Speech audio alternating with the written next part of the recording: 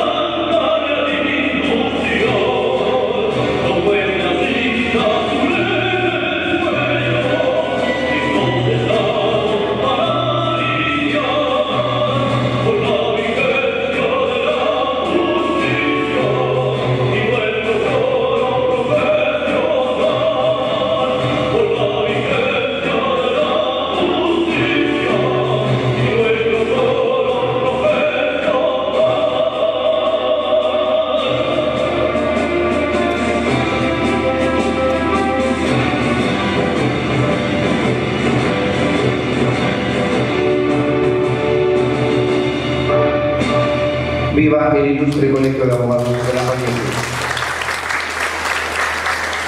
Pueden tomar asiento.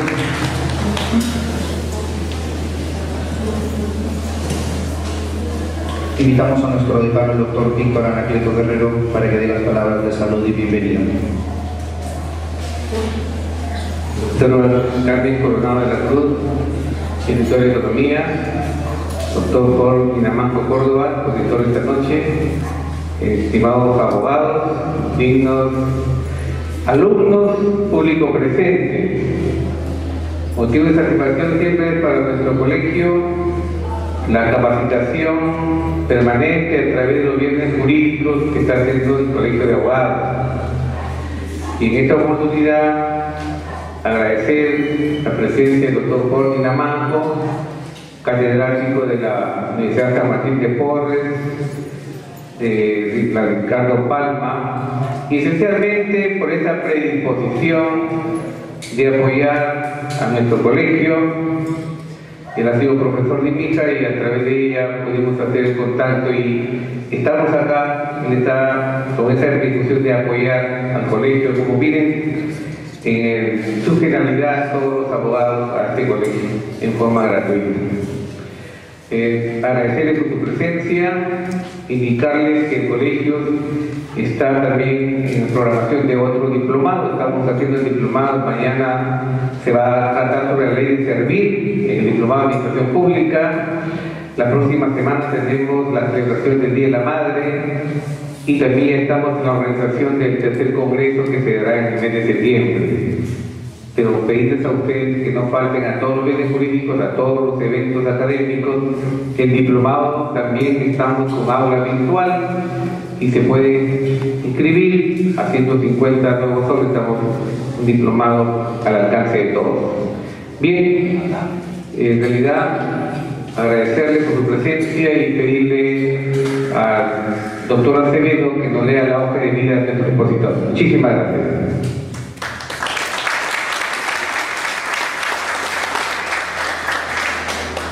El doctor Forni Namanco Córdoba es egresado de la Universidad Nacional Mayor de San Marcos.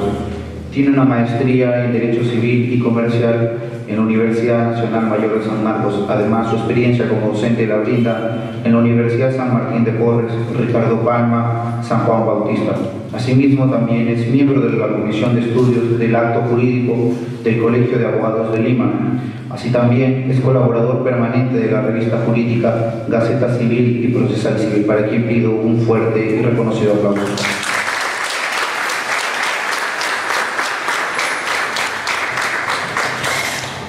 Esta noche el doctor Forni Namanco Córdoba va a disertar el tema "El acto jurídico nulo es en verdad nace muerto", el problema de los efectos de la nulidad del acto jurídico.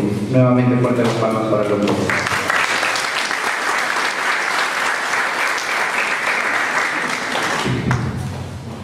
Bueno, buenas noches, señor decano, señora directora, señores asistentes.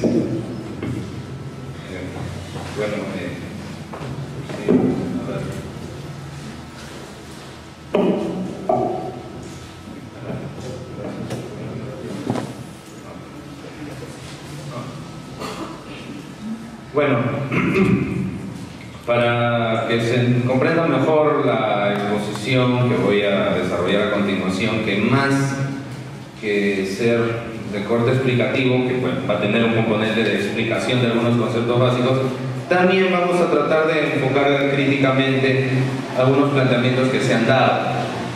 Yo debo anunciar o debo advertir que el tema que vamos a desarrollar es un asunto donde los autores, donde la doctrina muestra un alto nivel de discordia, ¿no? Los autores no están del todo de acuerdo. Y esos temas son pues un poco más interesantes, ¿no? Porque donde todo el mundo está de acuerdo y uno también está de acuerdo, pues no hay mucho que discutir. En cambio, cuando todo el mundo tiene su propia posición, ahí sí hay algo interesante. Bueno, la premisa o la pregunta es, ¿no? Como se menciona, el acto jurídico nulo por los efectos realmente nace muerto, como se suele decir en los textos, ¿no? ¿Qué naturaleza tiene? ¿Cómo ver el tema de su eficacia, ¿no? Porque aparentemente decir que un acto nulo es en general que no vale, y si no vale no tiene efectos, ¿no? Pero ¿cómo entender eso realmente, ¿no? Siguiente, por favor. Bien, a ver, para empezar, como antesala, yo quería hacer una breve referencia a don José León Barandiarán, que lleva el nombre de este auditorio, no es de estas tierras, es, como sabemos todos, el principal civilista peruano del siglo pasado, ¿no?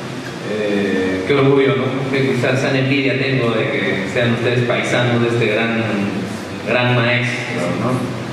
Yo solo por mencionar nada más que cuando le hacen una entrevista a este político, al Tucán, ¿no? el máximo del PPC, ¿no? Bedoya Reyes, le dice: oye, cuando estabas en San Marcos, ¿cuál era el profe estrella? Ah, José León Barandiarán. Y no hay ningún gran maestro de la codificación del Código Civil del 84 que no pues rinda un homenaje especial a este gran civilista. Ahora, como se sabe también, o como es más o menos conocido, José León Barandiarán sentó las premisas del estudio del acto negocio jurídico en el Perú. Fue como el introductor de la teoría del acto del negocio jurídico en el Perú. Fue uno de los maestros de León, Manuel Augusto Lechea, El principal difusor, el principal elaborador fue José León Barandiarán.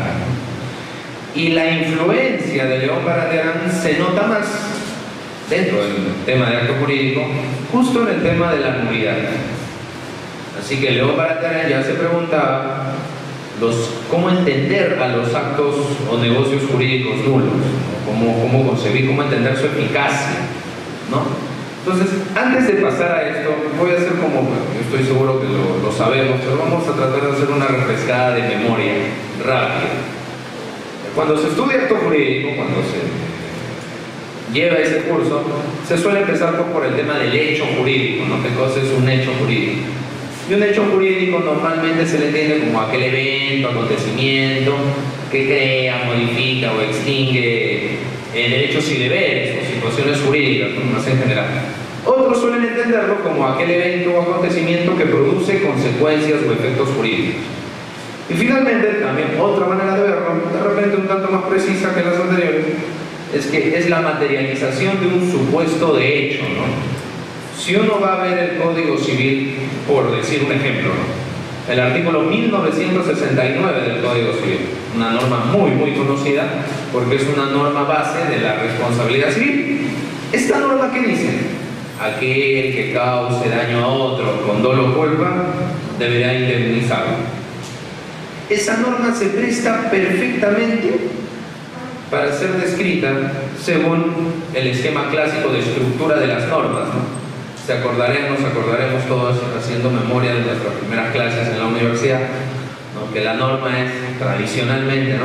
Supuesto de hecho, nexo, consecuencia. ¿Cuál es el supuesto de hecho en la norma, en el artículo que acabo de citar? Aquel que causa un daño a otro.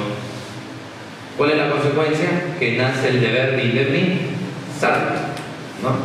Claro, exactamente, la posibilidad de reclamar una indemnización. Esa es la consecuencia. Entonces, ¿qué sería un hecho jurídico? Por ejemplo, si alguien de repente, no sé, una enamorada despechada, ¿no? Le mete un cachetadón a su enamorada, o ex enamorado, no sé. Entonces, no me ha sucedido. No, nunca nada. Ahí hay un daño, ahí hay un perjuicio, hay una lesión a la integridad física. Entonces hay un daño ahí. Ese es el hecho jurídico, el acontecimiento, ¿no? El día 2 de mayo del año 2014, ¿no? En las afueras del Colegio de Abogados de Lambayeque, ¿no? Venancia le metió un cachetadón a Amador. Un nombre Salazar, ¿no? Nombre Salazar. Ese es un hecho jurídico, ¿no? La materialización de un supuesto de hecho. Ahora, el hecho jurídico se puede clasificar pues, de infinitas formas, ¿no? Hay muchas clasificaciones. Basta ver, por ejemplo, un libro muy conocido que se puede descargar de internet, dicho sea de paso, ¿eh? Ese libro, Teoría General del Derecho de Carneluti. ¿Quién no ha oído hablar de Carneluti? Tú pones en Google Carneluti y salen pues, centenares de enlaces sobre Carneluti, ¿no? Entonces, si uno ve el libro de Teoría General del Derecho de Carneluti, va a haber un montón de clasificaciones del hecho jurídico. Pero todos los autores, incluido el propio Carneluti, reconocen que la principal clasificación es la que voy a presentar rápidamente para que, insisto, esto como base para lo que vamos a conversar. Aquí hay que diferencia entre hecho en sentido estricto, acto jurídico y negocio jurídico. Hecho, acto y negocio. ¿Cómo podemos diferenciar estos tres? El hecho jurídico se caracteriza porque para que produzca sus efectos, para que desencadene sus consecuencias, basta con que suceda, basta con que ocurra. El componente voluntario, si fue a propósito, fue de casualidad, eso no tiene relevancia. Un buen ejemplo, por decir, el hallazgo del tesoro, que hemos estudiado o debemos estudiar en Reales. Si uno se encuentra en su casa, en su propiedad, un objeto de valor antiguo que no se puede determinar el propietario y no tiene un valor cultural, doctor, ¿por qué dice usted valor cultural? porque si no sería patrimonio cultural de la nación. Entonces, si te vuelves un objeto valioso, ¿no? Por decir, por ejemplo, ¿no? algunas monedas de oro que están fechadas en 1881, por decir. Eso no tiene, digamos, un valor histórico en sí, no es de alguna persona en particular, no se puede determinar el propietario. Entonces, si tú te encontrases algo así en tu propiedad, tú adquieres la propiedad de ese tesoro. No importa si lo hallaste de casualidad, no importa si lo hallaste a propósito, no. El hallazgo del tesoro genera la adquisición de la propiedad por el solo hecho de que te encuentres el tesoro. Otro ejemplo, y este me parece que puede ser un tanto más didáctico, ¿verdad? La concepción. Concebir un nuevo ser. Ahí no hay lugar a equivocaciones o engaños. Él no podría decir, ella me dijo que era estéril, ¿no? O ella no podría decir, él me dijo que era abogado, que era profesor universitario, cosas así, ¿no? Si hubo el acto de la concepción, los efectos se dan inmediatamente. Hay una serie de consecuencias al margen de que la concepción haya sido voluntaria o voluntaria, ¿no? Ya la ley predetermina todo. Eso es el hecho. El acto jurídico es un tanto diferente, o sustancialmente diferente. Para que produzca sus efectos normales, debe ser voluntario. Debe haber sido querido el acto como tal. Si no ha sido así, los efectos que debería producir no los produce, podría ser impugnado. ¿Qué otra cosa caracteriza a los actos jurídicos? Que todas sus consecuencias están absolutamente predeterminadas por la ley. Nosotros, los sujetos de derecho, los ciudadanos, cuando celebramos un acto jurídico dentro de esta clasificación, no tenemos mucha capacidad para influir sobre los efectos de ese acto. No tenemos competencia para influir o incidir de alguna manera sobre los efectos de estos actos. Un buen ejemplo a nivel de relaciones personales es el matrimonio o la adopción, solo por citar dos ejemplos. En el matrimonio tiene que ser voluntario, por supuesto que sí, por supuesto que sí. Ahora, sus efectos, todos están predeterminados por la ley. Yo solo lanzaría una pregunta: ¿será posible, será admisible en un matrimonio pactar una cláusula o establecer un acuerdo que diga el deber de fidelidad se suspende los fines de semana? ¿No? O el matrimonio queda resuelto de pleno derecho si es que el esposo o el marido deja de ganar cierta cantidad al mes. Ese tipo de pactos no son admisibles. Nosotros no podemos incidir sobre los efectos de los actos jurídicos. Igual la adopción. Yo no puedo decir, sí, que quiero adoptar, ¿no? Pero no me hago cargo de su educación. No, ya la ley tiene todo preestablecido. ¿Ya?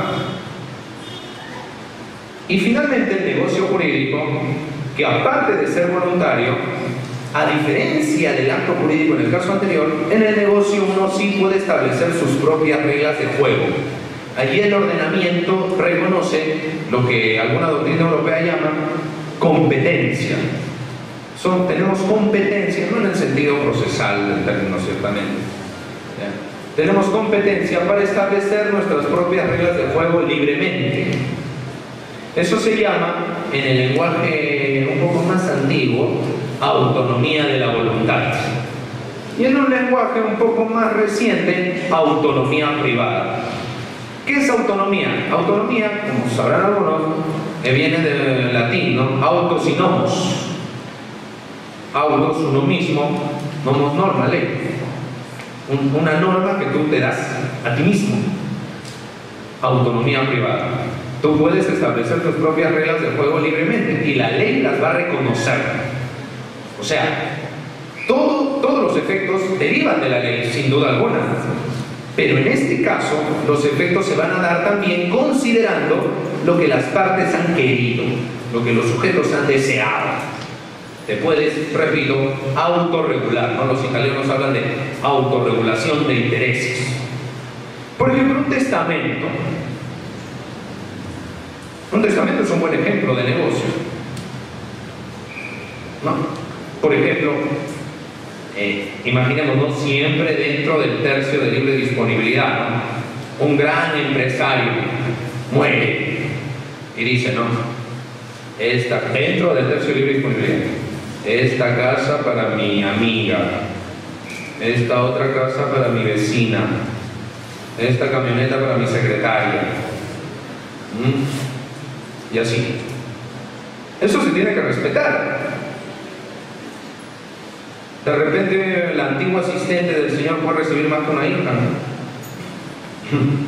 ¿De acuerdo? Entonces de eso depende de cómo se haya establecido. Entonces ahí la ley nos permite establecer nuestras propias reglas de juego. Y definitivamente donde más se nota esto es en los contratos.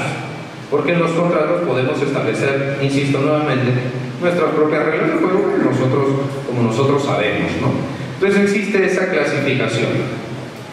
Ahora, por un tema coyuntural, histórico, por un tema de que de repente nuestro país en nuestras primeras codificaciones estuvimos dispuestos a recibir más una influencia de corte liberal como la francesa y no tanto una influencia de un país monárquico o de países monárquicos como Alemania, España o Italia, resultó que siguiendo una nomenclatura de origen francés, nuestra legislación a lo largo del tiempo al negocio jurídico le ha denominado acto.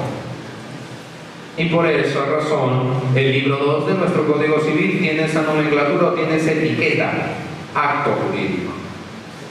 Pero debemos saber nosotros que el fundador del derecho civil moderno, Savigny, diferenciaba acto de negocio en el sentido que más o menos he tratado de explicar rápidamente. Entonces es por una razón de coyuntura que a nivel legislativo peruano el negocio recibe el nombre, la denominación de acto jurídico. Entonces a un nivel legislativo, a un nivel estrictamente de nomenclatura legal, acto y negocio son sinónimos a nivel legislativo. ¿Ya? Bien, estos negocios, como sabemos, ¿no?, tienen pues sus efectos jurídicos.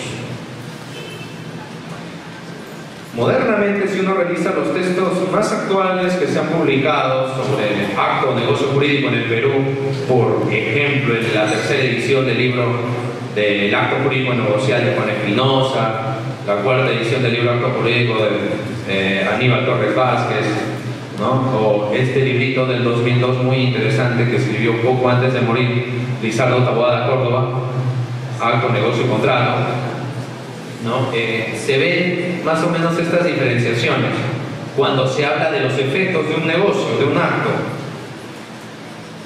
La existencia o inexistencia, la validez o invalidez y luego la eficacia o ineficacia.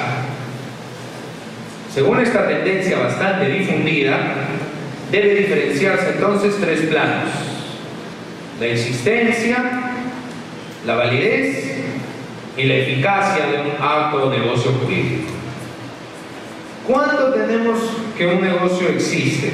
O, en todo caso, no existe.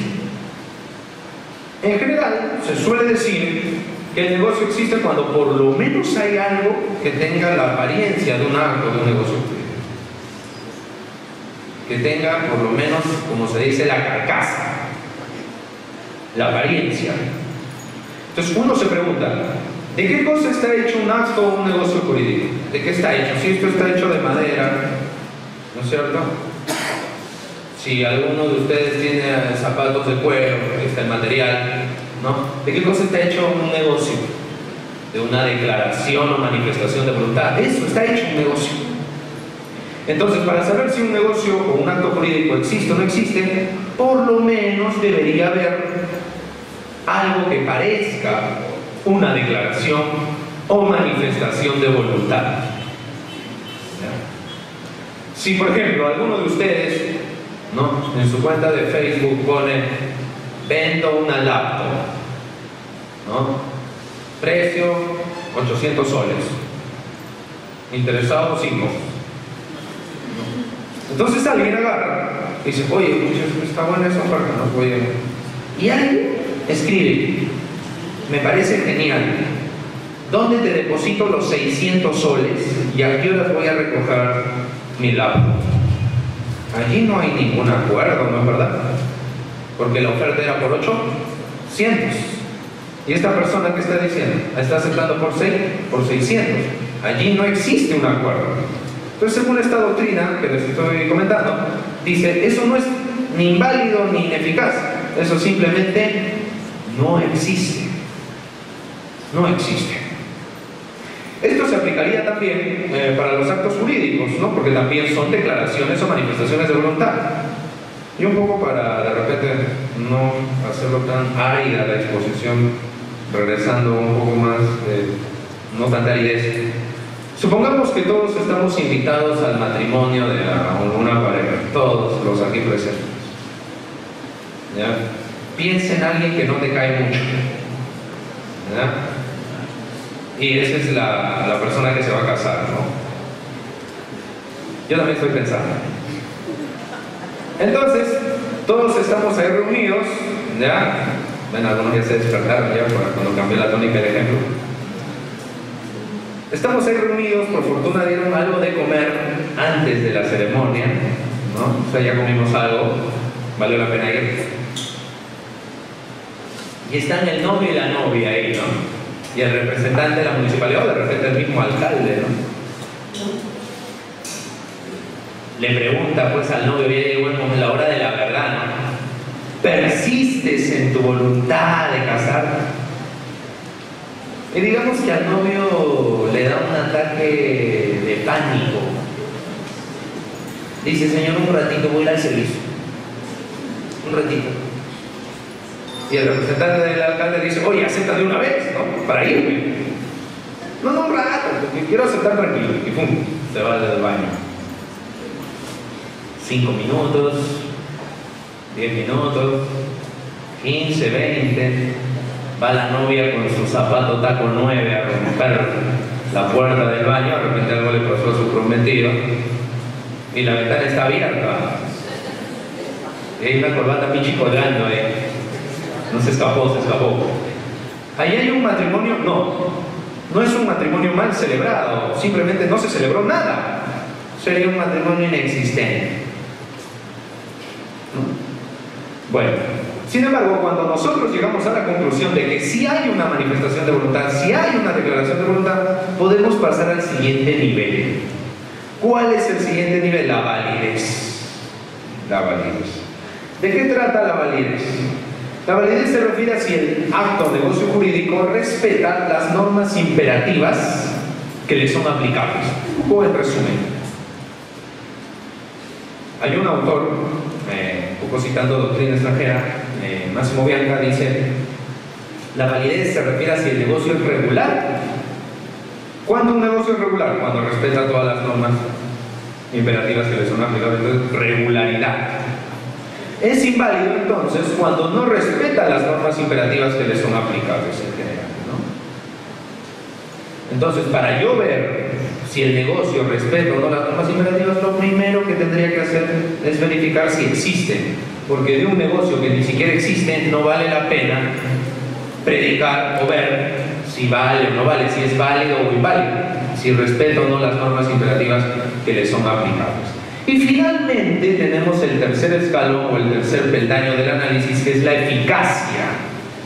Y la eficacia se refiere a la producción de efectos, que es de lo que vamos a hablar un poco más adelante a propósito de este tema. ¿Ya? A la producción de efectos jurídicos. Si crea, modifica o extingue derechos y obligaciones. Como nos podemos dar cuenta rápidamente, validez y eficacia son temas diferentes. No son lo mismo. Uno se refiere a si el negocio respeta las normas imperativas aplicables y lo segundo se refiere a si produce o no produce efectos. No necesariamente son sinónimos. ¿Esto qué nos lleva a pensar o qué nos puede llevar a concluir?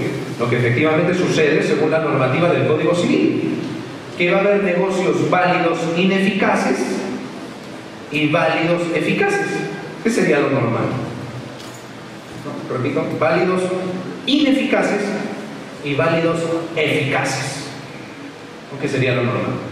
E inválidos eficaces e inválidos ineficaces.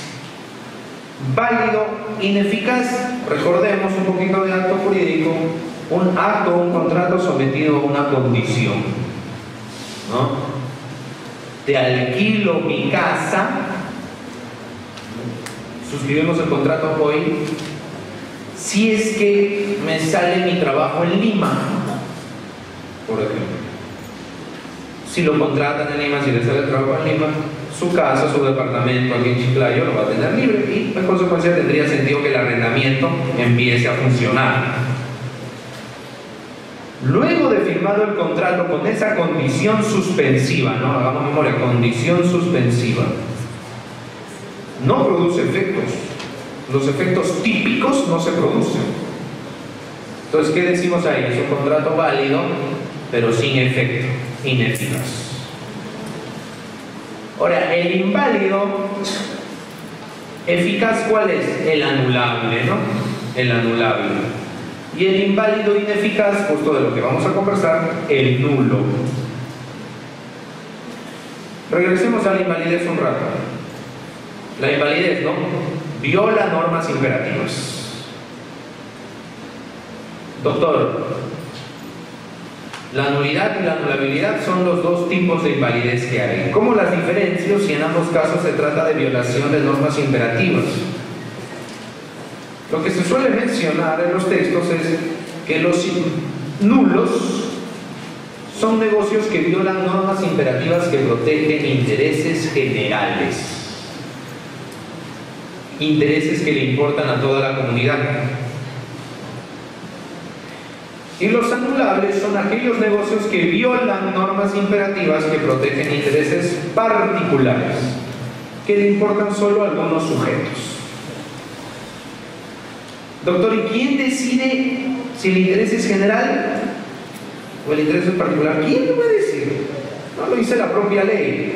Lo que ocurre que, como sabemos, el negocio nulo lo puede impugnar cualquier tercero, no solo la parte que lo celebra. Cualquier tercero puede pedir la declaración de nulidad. En cambio, el anulable no, solo la persona legitimada. Solo la persona legitimada. Si hay un acto jurídico, un negocio nulo, por fin ilícito, ¿quién puede pedir esa nulidad? Vamos a decirlo así. Cualquier tercero. Hasta el Ministerio Público. Pero si un contrato es anulable por estafa, ¿no? Por ejemplo, alguien que viene de repente por primera vez a Chiclayo, ¿no? Y busca, pues quiero comprar King Kong, los mejores King Kongs. Sí, yo te llevo, que por acá. Sí, me han hablado de esa. No va a hacer publicidad, ¿no? Pero entonces le lleva pues a esos sitios donde, no sé, pues no sin ofender, ¿no? Yo también he vivido ahí, por si acaso, donde venden en bolsa el King Kong. Entonces, no, y él piensa, bueno, la bolsa es muy vistosa, piensa que está pues con el King Kong de la mejor calidad, y de repente no es así, ¿no? Entonces ahí hay un engaño. Eso se llama dolo, ¿no? Como recordaremos. Y los actos y negocios jurídicos que se celebran con dolo son anulables. Anulables. ¿Quién puede pedir la anulación del anulable? El afectado, el estafado, el engañado. No el engañador o estafador, ciertamente. Solo el estafado, el engañado. Él puede solicitar la anulación. ¿Ah? Bueno. Entonces, ¿qué se dice o qué se suele decir de los negocios o actos jurídicos nulos ya entrando al tema que nos convoca? Si la introducción ha sido un poco amplia, no se preocupen que esto no es tan amplio, ¿no? A ver. Bueno, el nulo, como viola normas imperativas, no produce efectos. Se dice, como recordaremos, que nace muerto, nace sin vida, o sea, no produce ningún efecto jurídico el nulo. ¿Cómo va a producir efectos el acto nulo si viola las normas imperativas? Pues sería absurdo que el ordenamiento jurídico le dé su respaldo a un acto que viola sus preceptos básicos. No tiene sentido. No hay que hacer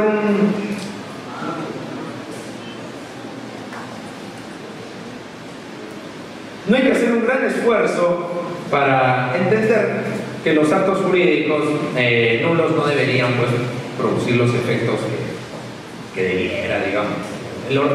Sería un contrasentido que el Estado respalde algo que va contra él. No debería producir efectos, nace muerto desde el origen. Y los procesos judiciales de nulidad de acto jurídico, ¿no? Lo que más hay, ¿no?, en los juzgados civiles. Si realmente el acto jurídico es nulo desde su nacimiento, no se dice que no necesita que el juez lo diga, entonces ¿por qué hay tantos procesos de nulidad de acto jurídico? ¿Lo que dice la doctrina? No, esas sentencias son meramente declarativas, no constitutivas, solo son como certificaciones con valor oficial, que ya vamos a mencionar en un momento, no meramente declarativa. La sentencia del juez en un proceso de nulidad, no de nulidad, de nulidad de acto jurídico, es meramente certificador o constatador, no modifica lo anterior. El juez ahí solamente asume un rol de inspector, no sé, como una indagación o inspección, nada. Su sentencia no va a modificar la realidad jurídica, solo la constata oficialmente. Entonces, bueno, ya hablamos un poco de la obra de León Barandiarán. ¿Y qué decía León Barandiarán en sus comentarios al Código Civil peruano del año 36? No interesa en la tenencia de tal figura de la nulidad que el acto haya producido no sus efectos prácticos, puesto que los efectos jurídicos están ausentes desde la celebración del negocio. Miren qué importante es esto, ¿no?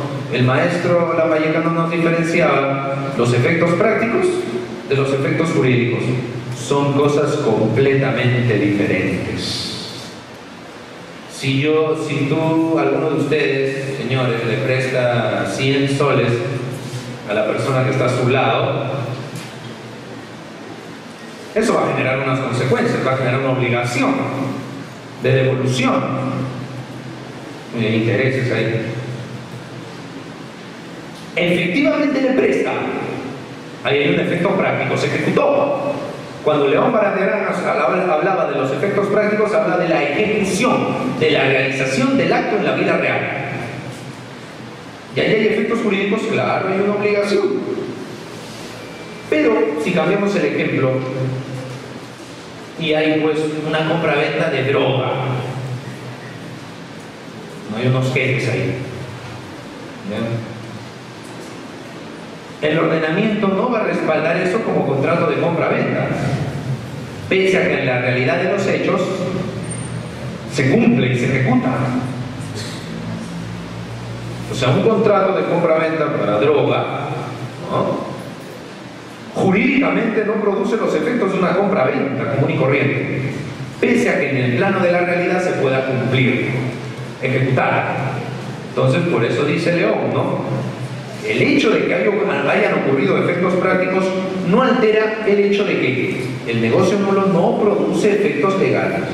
Los efectos que debiera producir no los produce en ningún momento. Entonces, diferenciar efectos prácticos de efectos jurídicos. Yo solo doy un ejemplo más para que se entienda esto mejor, porque lo voy a retomar luego, en un rato. Supongamos, regresando al ejemplo del matrimonio, el matrimonio no es un negocio, pero voy a hablar de efectos jurídicos. Supongamos que se casan dos personas que son, digámoslo, open mind, mente abierta.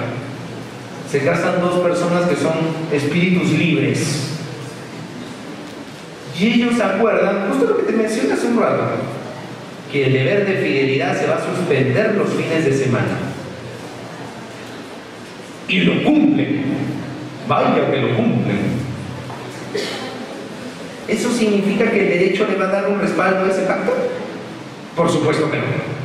A pesar que en la práctica sucede y se cumpla. Por eso no hay que confundir, como veremos hay algunos autores que sí lo hacen, no hay que confundir efectos prácticos con efectos jurídicos. Es algo bastante elemental. Ya lo decía León Barandiarán, el gran maestro, en los comentarios al código del 36. ¿Ya? Bien. Otro ejemplo podría ser la compra-venta de órganos, ¿no? Si en algún hospital, ¿no?, en el sótano, qué sé yo, del Nairamo, de la Aguinaga Senco, ¿no?, ahí hay dos traficantes, ahí están, ya, ¿cómo va a ser con la retina, con la córnea, con el riñón? Ya, 20.000 soles. Todo el pacto se cumple, pero eso no significa que hayan obligaciones legales. Entonces, una cosa, insisto, son los efectos jurídicos y otra cosa los llamados por León Barandiarán efectos prácticos. Ya, siguiente.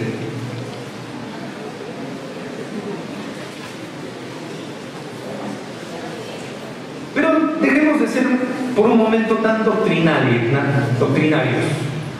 y hagamos referencia a algunas decisiones de nuestra Corte Suprema de Justicia, ¿no? ¿Cómo lo ve el problema la Corte Suprema? ¿Cómo entiende la eficacia de los actos nulos nuestra Corte Suprema? Tal cual como lo decía León Barandiarán. Nace muerto, y si el juez emite una sentencia, esta es meramente declarativa, de mera certificación. Dice, ¿no?, una casación más o menos antigua, ¿no?, la casación 1843 del año 98 de ICA, dice: los actos jurídicos nulos lo son ipso iure. Esto es que no requieren de una sentencia judicial para que así lo declaren, puesto que la sanción de nulidad sobre el acto jurídico opera de pleno derecho. O sea, es nulo porque la ley lo dice, no porque lo diga un juez. El juez solamente hace una labor de certificación, insisto. Una segunda casación de Tumbes, ya tanto más reciente, 1323 de 2004, que dice: la nulidad es la sanción por la cual la ley priva un acto jurídico de sus efectos normales, cuando en su ejecución no se han guardado los requisitos prescritos para su validez. O violación de normas, nulidad de pleno derecho, sin necesidad de que el juez lo diga. Y una última casación, ¿no?, del año 2008, el documento de donación no ha sido otorgado mediante escritura pública y al no haber sido realizada bajo la forma prescrita por ley resulta nula de pleno derecho en aplicación del inciso 6 del artículo 219 del Código Civil. Entonces, lo que quiero transmitirles aquí es que la Corte Suprema, el Poder Judicial, ¿no?, las salas civiles de la Corte Suprema, entienden que los actos nulos no producen efectos desde su nacimiento. Entonces, una primera gran conclusión es que para León Barandiarán, que sentó la base de la doctrina dominante hoy, y para las salas civiles de la Corte Suprema desde hace muchos años, como pueden ver, la década antepasada, el acto nulo no es que produzca efectos hasta que el juez lo diga.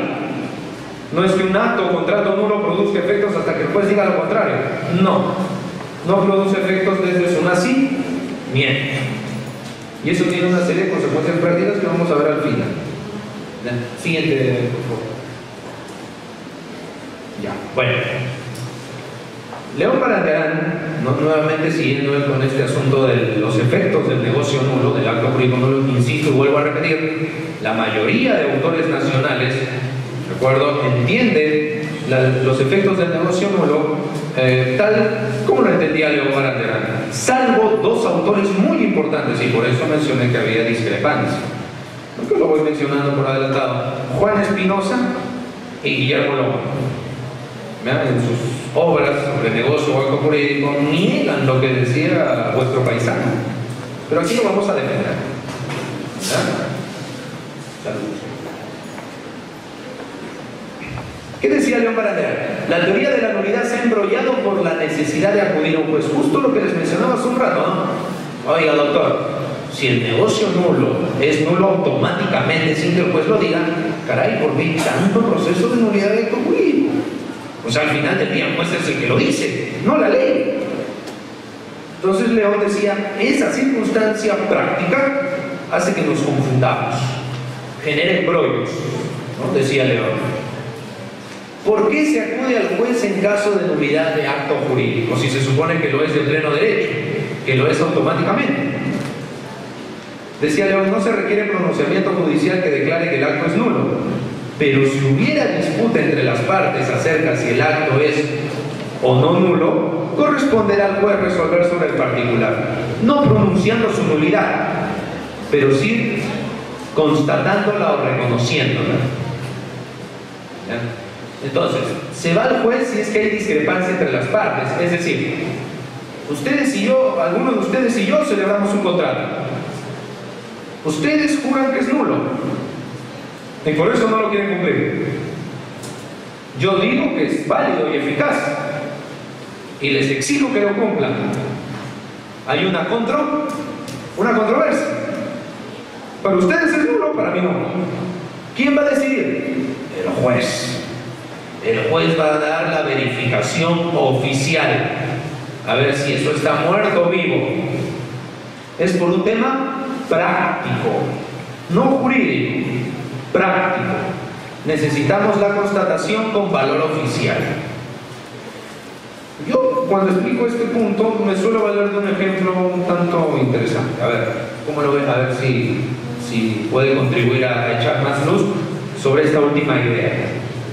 Imaginemos que alguno de ustedes tiene una discoteca. De repente tipo Magno o algo así. Sí, conozco más o menos, como dije, 3 años estando aquí. No, pero lo conozco de oídas, no es que... Entonces tienes tu discoteca, ¿verdad? Y los inspectores municipales dicen, de defensa civil, dicen que hay algo malo en tu discoteca. Han revisado las columnas y están sometidas a observación. Y tú estás pues muy preocupado. Y resulta que justo está contigo un amigo que estudió ingeniería civil en Japón. Y no digo Japón aleatoriamente, ¿eh? ¿Cuál es el país de los terrenos? Japón. Donde las construcciones tienen que ser más seguras que Israel, pues es un país súper sísmico. Entonces tu amigo que tiene su doctorado en ingeniería civil por la Universidad de Tokio revisa tu discoteca, pues dice, oye, no te preocupes, esto está muy bien. Si quieres te firmo un informe para que lo presentes a la municipalidad. Pero viene luego el ingeniero de la municipalidad, de repente que sacó su título pagando, no sé.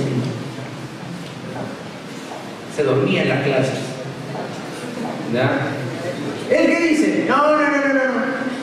Tiene defectos. Así que esto se va a tener que cerrar. Es decir, tú vas a poder impugnar esa decisión. Pero digamos, ¿qué constatación o verificación es la que vale? ¿La de la autoridad o la de tu amigo el ingeniero? La de la autoridad es la que tiene el valor oficial. Igual hace el juez cuando examina un negocio jurídico en un proceso de nulidad de acto jurídico. De repente una de las partes tiene el mejor abogado, de repente tiene los mejores informes legales, de repente de profesores extranjeros. De repente, para mencionar un autor extranjero conocido, Dirk Picasso. Dirk Picasso ha presentado un informe al juzgado diciendo que no es nulo. Pero el juez dice que sí. Entonces, a nivel práctico, ¿qué se va a considerar legalmente? Que ese negocio nació muerto y nunca produjo efecto, porque así lo ha dicho la certificación oficial del juez. Entonces, por un tema práctico, no tanto jurídico. A eso se refiere entonces León, ¿no? Cuando no hay acuerdo entre los sujetos sobre la nulidad, tienen que ir al juez. Y el juez va a hacer la constatación oficial. No es que él lo vuelva nulo. Si el juez declara que es nulo, se va a asumir que siempre lo fue y en ningún momento produjo efectos, ¿no? Los efectos que debiera producir. Siguiente, por favor. Ahora, el mismo León advertía que a veces los negocios nulos producían ciertos efectos. Ustedes dirán, doctor, claro, pues los efectos prácticos, usted... No. Efectos legales. Doctor, pero usted no ha dicho que León entendía que el negocio nacía muerto y ahora usted está diciendo que produce efectos. Sí, pero efectos de un tipo diferente, o sea, no como negocio. Por ejemplo, decía, el matrimonio que adolece de nulidad produce los efectos de un matrimonio mutativo, o sea, no de un matrimonio normal, produce efectos de otra cosa. Como matrimonio normal no produce nunca nada. Que una sociedad por acciones nula por inobservancia de la formalidad de constitución produce sus efectos en provecho de terceros, bien que la nulidad puede ser demandada por las personas interesadas. Claro, una sociedad que está mal constituida podría valer como una sociedad irregular, ¿no? Y de otra parte puede valer como sociedad de hecho. Entonces, algunos actos jurídicos, siendo nulos, van a producir efectos, pero no como acto, sino como otra clase de hecho jurídico. Si, por ejemplo, yo celebro un contrato con ustedes y este es nulo, lo ejecutamos, yo voy al juez, presento mi demanda para la declaración de nulidad. Hay unos efectos ahí, sí, porque cuando hemos ejecutado, ¿qué derecho ha nacido sobre mí? Si yo te entrego, por ejemplo, es una compra-venta de inmueble nula, pero yo te la he entregado. Yo te he entregado el bien. ¿Qué derecho tengo yo de pedir la restitución? Claro, doctor, ahí está el efecto del acto nulo. Pero si nos fijamos bien, ese es un efecto de la ley, no que nosotros hayamos acordado. Desde ya voy mencionando que si los actos nulos tienen algún efecto, derivan totalmente de la ley. Los efectos del acto nulo de ninguna manera se establecen o se dan en consideración a lo que las partes hayan pactado. Eso sería imposible. Si hay un contrato de compra-venta de droga, va a haber efectos legales, por supuesto, va a haber efectos penales. Hay un tráfico ilícito de drogas, hay efectos de carácter penal. Y esos efectos de carácter penal no tienen que ver absolutamente nada con lo querido por las partes. Porque lo que las partes quieran en un acto nulo, simplemente al ordenamiento no le importa. El ordenamiento de un acto nulo que se ejecutó y dice, yo voy a establecer aquí completamente los efectos. Lo que los sujetos hayan declarado no me interesa. Si nosotros celebramos un contrato nulo y lo ejecutamos, se van a tener que aplicar, recordemos un poquito obligaciones, las normas del pago indebido. Si yo puedo restituir la casa que te di, si yo puedo recuperarla, es por la suerte del pago indebido. Y recordemos también la acción reivindicatoria, ¿no? Como yo soy el propietario y siempre fui propietario porque nunca se transfirió la propiedad, precisamente porque el acto o el contrato fue nulo, puedo pedir la devolución. Estoy reivindicando, porque siempre fui dueño, nunca dejé de serlo. Entonces, si el acto nulo produce algunos efectos, estos son derivados estrictamente de la ley. No hay ninguna idea de autorregulación allí. Como decía León, no tiene sentido que el ordenamiento respalde algo que va contra él. Si el ordenamiento le da efectos a los actos nulos, son efectos que las partes no han querido de ninguna manera, son efectos estrictamente legales. Insisto, recordemos el caso de la compra-venta de drogas. Ahí hay efectos penales y definitivamente esos efectos penales nada tienen que ver con lo que las partes han deseado, han querido, han declarado en esa compra-venta. ¿Ya? Entonces, tomemos esa diligencia en ese modo. Siguiente, por favor. Les decía que la doctrina posterior a José León Baradiarán entiende todo tal cual como lo hemos venido explicando hasta ahora, ¿no? Solo por mencionar un autor muy conocido, clásico, Fernando Vidal Ramírez, que seguramente lo han revisado por el tema de acto jurídico. ¿Quién no revisó el libro de Vidal Ramírez? Hasta los penalistas. ¿Ya? El acto jurídico nulo lo es del pleno derecho, ¿no? Ello significa que no requiere de una sentencia que así lo declare porque se trata de un acto jurídicamente inexistente, del que existe solo un hecho con apariencia de acto. ¿Qué es lo que hace necesario recurrir al órgano jurisdiccional a fin de que desaparezca la apariencia del acto? Entonces, por un tema práctico, nuevamente se va al juez. Si el acto es nulo, nada se ha creado ni modificado respecto a la situación jurídica que se pretendía crear o que se pretendía modificar por la celebración del acto. Entonces, ¿cómo funciona? Celebra un acto nulo, este no vale para nada, en principio.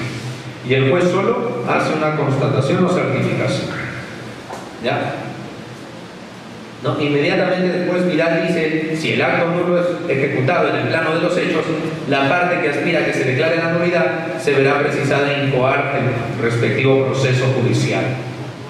En este sentido, ¿no? Aníbal Torres, Lizardo Taboada, Marcial Rubio y Freddy Escobar, ¿no? Que han tocado el tema en diferentes publicaciones nacionales. Siguiente. Sin embargo, y aquí viene lo que adelanté hace un rato, hay autores que dicen que todo lo que hemos dicho está mal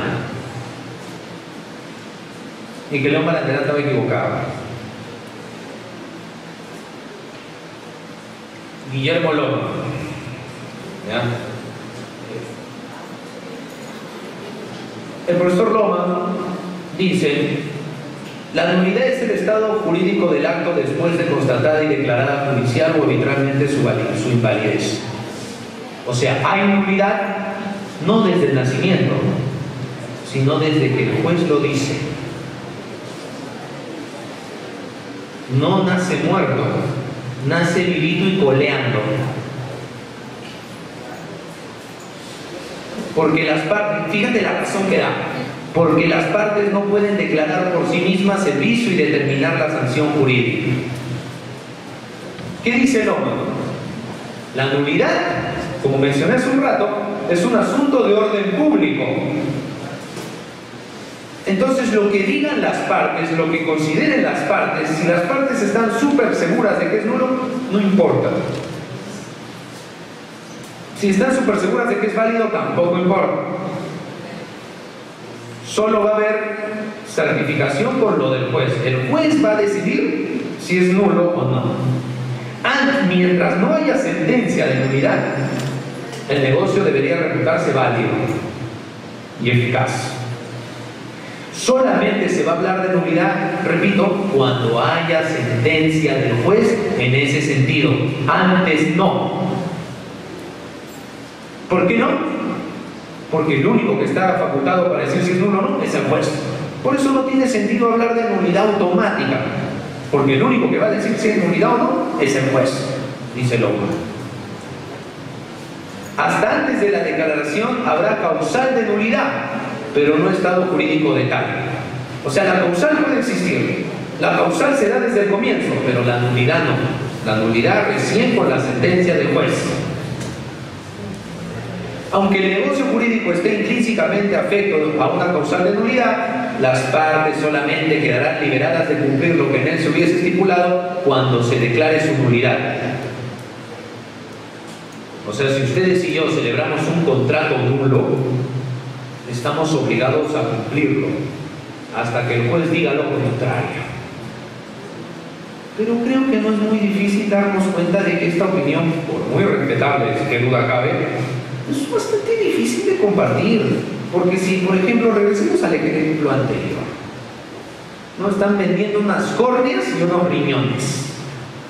Según esta tesis, según esta doctrina, mientras un juez no diga que eso es nulo, es obligatorio legalmente cumplir con la entrega de las córneas. Esa es la consecuencia práctica de seguir esta postura. Como no hay una sentencia que diga que la compra-venta de córneas y riñones es nula, se tiene que cumplir, se tiene que ejecutar. Eso es medio extraño. La declaración de nulidad tiene por objeto la supresión de los efectos jurídicos y, en cuanto sea posible, los prácticos, mediante la restitución de prestaciones que haya producido o pueda producir el acto inválido. Conviene dejar afincado lo anterior para recalcar que los estados de invalidez y nulidad absoluta están sustraídos a la facultad dispositiva de las partes del acto afectado. Entonces, la nulidad no puede ser declarada por las partes, dice Guillermo Loma. Se necesita la sentencia sí o sí y siempre. Y mientras, ¿qué significa esto? ¿qué tanto no haya sentencia? Hay efectos plenos de cualquier acto, por más nulo que sea. ¿Y cuál es la situación de un acto nulo declarado nulo como tal por el juez antes de esa sentencia? ¿Qué dice el órgano? Solo hay causal, no nulidad. La nulidad recién viene con la sentencia. Siguiente, por favor. El profesor Juan Espinosa opina igual, ¿no? Que él es el tratadista más reciente, ¿no? Dice el profesor Juan, antes de la celebración de un acto nulo caben tres posibilidades. A ver, ustedes y yo celebramos un contrato de compra-venta de córneas, ¿no? O de riñones. Que las partes no se exijan entre sí el cumplimiento del acto, o sea, nos da miedo que nos atrapen las autoridades. Entonces mejor ya no lo cumplimos. Nos ponemos de acuerdo. Tenemos un acuerdo completo, pero no lo llevamos a cabo, nos asustamos. Vamos a terminar presos. ¿Qué dice Juan Espinosa en ese supuesto? No hay efectos jurídicos, porque las partes no lo ejecutaron. Como las partes no ejecutaron el acto de negocio jurídico, no hay ningún efecto. Segundo supuesto, que una de las partes haya cumplido con realizar lo acordado en el acto afectado de nulidad y la otra no. Claro, por ejemplo, ustedes me pagan, yo soy el traficante de órganos, ustedes me pagaron, me depositaron a mi cuenta los 30.000 soles y yo ya no te quiero dar los órganos.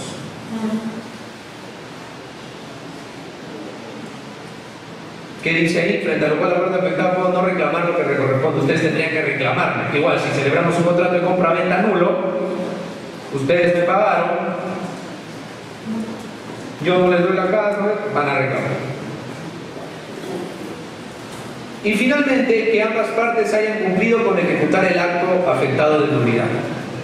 O sea, el contrato nulo, ambos lo cumplimos. No tenemos ningún problema. ¿Qué dice Espinosa? Ojo, que esta es una cita literal de su libro El acto jurídico negocial. El hecho de que el acto jurídico afectado de nulidad no produzca efectos jurídicos depende inicialmente de las partes. Fíjese lo que dice el profesor Juan. O sea que los efectos jurídicos de un acto nulo dependen de las partes. Si ustedes y yo celebramos un acto nulo y no lo ejecutamos, no hay efectos. Si lo ejecutamos los dos sin problemas y amigablemente, hay efectos jurídicos. Y si estamos en desacuerdo, habrá que ir al juez. Pero depende de lo que nosotros queramos. Depende de nuestra voluntad al final. Si es que existe discusión respecto de la producción o no de dichos efectos, interviene el juez declarando dicha nulidad. La resolución judicial de nulidad tiene efectos retroactivos. En opinión que comparto, dice Espinosa, el adagio quod nullum est, lo que es nulo, ningún efecto produce, notoriamente reflejaba una idea de nulidad que se identificaba con la inexistencia. Por ello, el acto jurídico afectado de nulidad produce efectos jurídicos precarios y dejará de hacerlo cuando hay una sentencia que lo declare como tal. O sea, si ustedes y yo celebramos un acto jurídico, produce sus efectos normales hasta que cualquiera de los dos le pida la sentencia al juez. Si nos fijamos bien, esto es muy diferente a lo que decía León Barandiaga. Es una tesis muy distinta. Siguiente. Bien, a ver, ¿será correcto entender esto de que depende de la voluntad de las partes la eficacia del acto nulo, del negocio jurídico nulo? Como ya dijimos al comienzo de esta exposición, una cosa son los efectos prácticos y otra cosa son los efectos jurídicos. Los efectos jurídicos, señores, pertenecen al plano de la realidad, de una realidad ideal. Nosotros podemos ver efectos físicos. Si pensamos en las leyes físicas, ¿no? Por ejemplo, termodinámica, ¿no? A ver, recordad, sé que todos somos abogados, pero también hemos ido al colegio, hemos llevado física. La ley de Gay-Lussac de termodinámica, ¿no? Haciendo un poco de memoria a los que son más jóvenes. ¿Qué dice esa ley? A mayor temperatura, el volumen de un cuerpo aún aumenta. Nosotros podemos ver el aumento del volumen de un cuerpo conforme aumente su temperatura. Lo podemos apreciar. Pero nosotros podemos ver efectos jurídicos. Los derechos.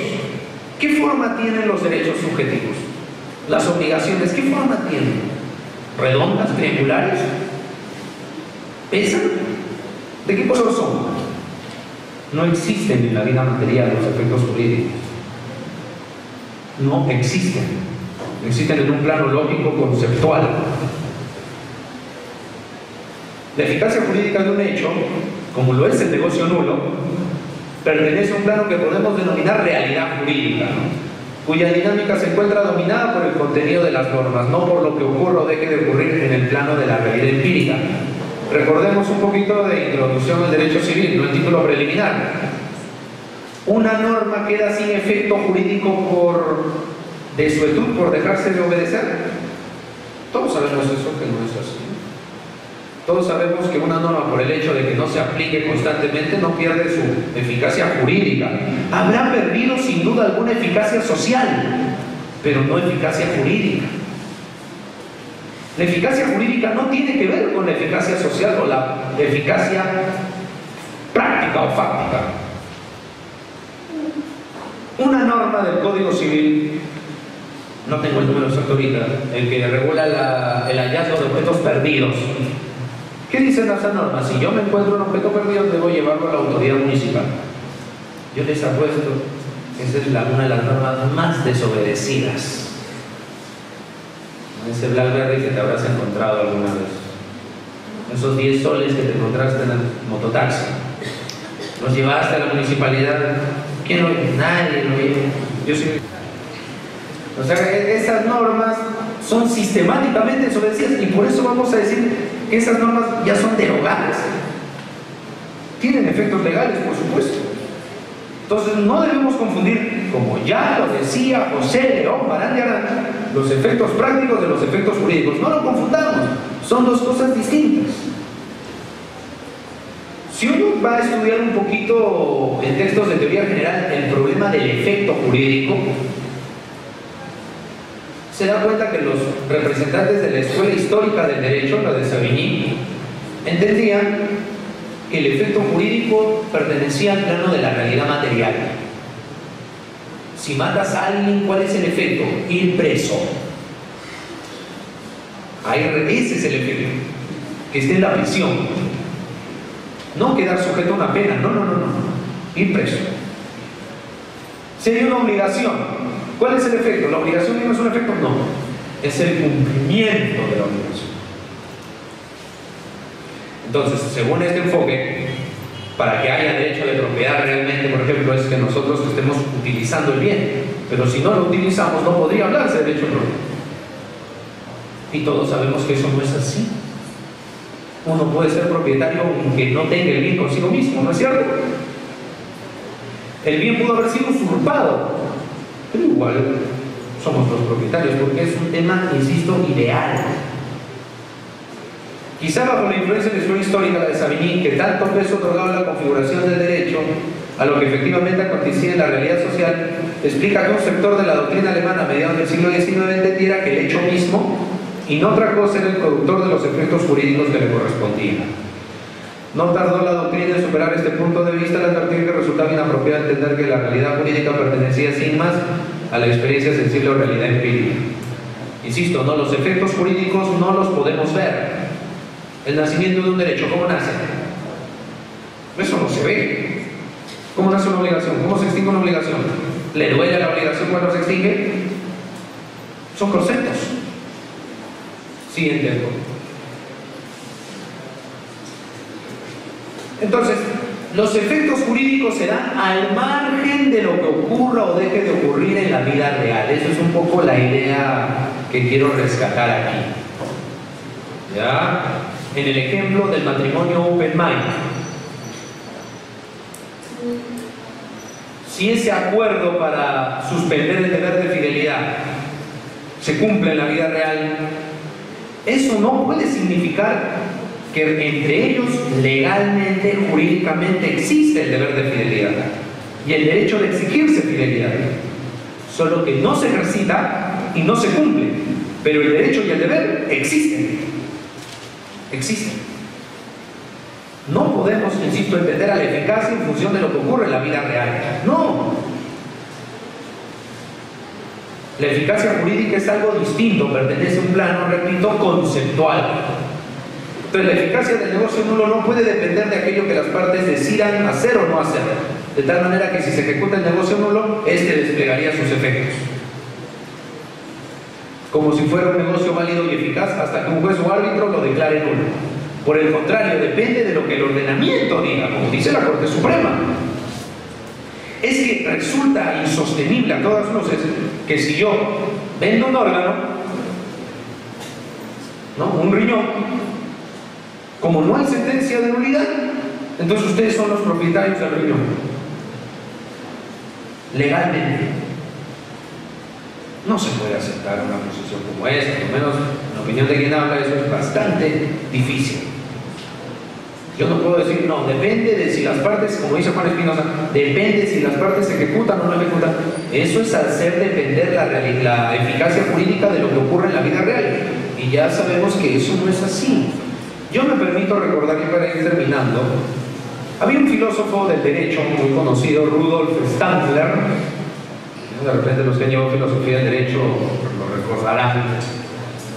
Stadler fue un autor, un alemán, un filósofo que destacaba este punto, ¿no? Stadler decía, la efectividad, o sea, que se cumple en la vida real, ¿eso será una característica del derecho, de las normas, de las reglas de derecho? ¿La efectividad será una característica, un rasgo esencial de las normas jurídicas? ¿Y a qué conclusión llegaba Stadler? No. Stadler, ¿qué decía? Las normas jurídicas, las normas religiosas, las normas de uso social, las normas morales, todas esas normas pueden cumplirse o incumplirse en la vida real. Eso no es, o sea, que se cumpla o se incumpla, que haya efectividad o no haya efectividad, es algo que ocurre con cualquier norma, no solo con las normas jurídicas. Por eso la efectividad no puede ser algo distintivo del derecho o de las normas del derecho. Decía Stadler, si yo voy a definir el derecho de crédito, no lo voy a definir sobre si el crédito en la vida real se cumple o no se cumple, si se ejercita o no se ejercita. Si yo voy a definir el derecho real o el derecho de propiedad, no lo voy a definir en función sobre si en la vida real se ejercita o no se ejercita ese derecho. Es algo que pertenece a un plano conceptual. La realidad jurídica, insisto, no debiera confundirse con la realidad empírica o material. Son dos cosas diferentes. Y vuelvo a repetirlo sin ánimo de ser terco. Un tema básico de normas jurídicas. Si las normas jurídicas se desobedecen, eso no significa que no tengan efectos jurídicos. ¿Ya? Ahora, el plazo de prescripción. Todos sabemos que prescribe la nulidad del acto jurídico a los 10 años.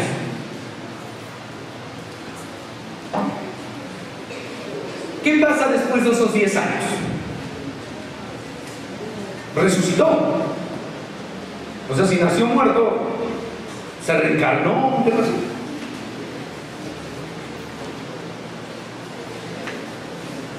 Doctor, pero si pasan 10 años yo no puedo accionar, o sea, me pueden plantear una excepción de prescripción. A ver, para empezar, en las legislaciones extranjeras, la llamada, no, pues ya sabemos que la acción es un concepto abstracto, único. No hay acción indemnizatoria, no hay acción de resolución, no hay acción de nulidad, no hay acción revocatoria. La acción es una sola, lo que varía es la pretensión, ¿no es cierto? Ya los que conocen procesarlo conocen bastante bien. Pero bueno, utilizando esa nomenclatura con la reserva del caso que ya mencioné. ¿Ya? En otros países la acción de nulidad es imprescriptible. En España, en Italia, en Alemania es imprescriptible. Solo en el Perú le han puesto 10 años. Yo aquí podríamos conversar un montón de cosas, pero lo que sin duda, dos puntos nomás quiero resaltar aquí a propósito de este argumento, ¿no? Porque lo que se dice El negocio no lo produce efecto, sobre todo cuando prescribe. La prescripción, como sabemos, tiene un rasgo procesal importante. Si yo celebro un contrato de compra-venta nulo con ustedes y yo pido la nulidad, pasados los 10 años, ustedes van a presentar una excepción, la excepción de prescripción. Y eso es una excepción perentoria, el proceso fenece definitivamente. Lo que yo voy a perder, señores, es esa protección que me da el proceso. Eso es lo que voy a perder. Y otra vez, no debemos confundir ese tema con los efectos estrictamente jurídicos. Lo que yo voy a perder ahí es la posibilidad de que los efectos jurídicos se hagan realidad cuando no accedo a un proceso. Me explico. Tú celebras un contrato de compra-venta nuevamente de un inmueble, que como sabemos la compra-venta inmobiliaria puede ser verbal, no está sometida a ninguna formalidad. Lo celebras verbalmente, vendes un predio rústico verbalmente. Luego resulta que es nulo por alguna razón, alguna de las causales del 219. ¿Cómo vas a poder acreditar un acuerdo verbal? Cambio de ejemplo. Tú prestas dinero verbalmente. Le prestas 200 soles a la persona que está a tu costado. Verbalmente. ¿Eso es un contrato? Sí. ¿Produce efectos jurídicos? Por supuesto que sí. Pero en un proceso judicial, ¿tú crees que vas a poder obtener protección? La otra parte dice, nunca me prestaste nada y fin del tema. ¿O no?